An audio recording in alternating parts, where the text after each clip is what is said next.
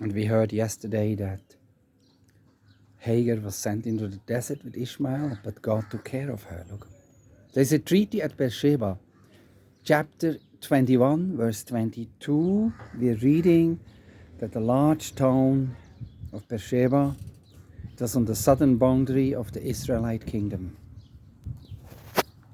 Reading with you Stefan Hager from the New International Reader's Version. For people like you and me whose mother tongue is not English, open your own language Bible. It's all based on Textus Receptus from the Hebrew, and it is accredited to Moses and his team a few centuries later. Verse 22. At that time Abimelech and Phicol spoke to Abraham. Phicol was the commander of Abimelech's army. They said, God is with you in everything you do.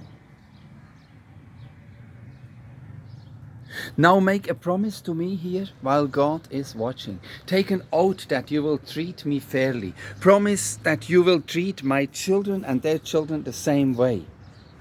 Abimelech was another king, and he was a friend of Abraham. And he saw that God blessed him, so he said, I will also be blessed. Look, I've been kind to you. Now you be kind to me.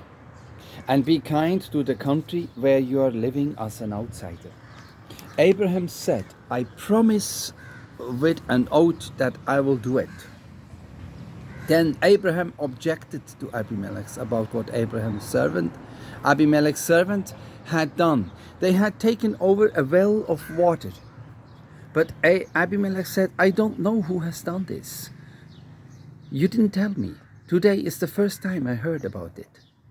So Abraham gave Abimelech sheep and cattle. The two men had made a peace treaty.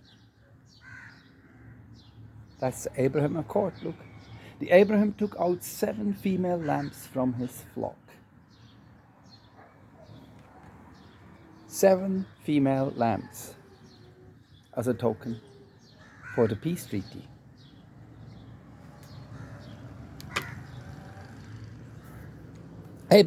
Abimelech asked Abraham, what's the meaning of this female 7 lambs?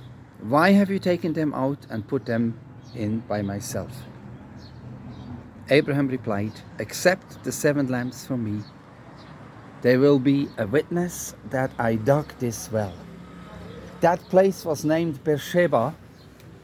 That's because there the 2 men made a promise with an oath. After the peace treaty had been made at Beersheba, Abimelech went back to the land of the Philistines.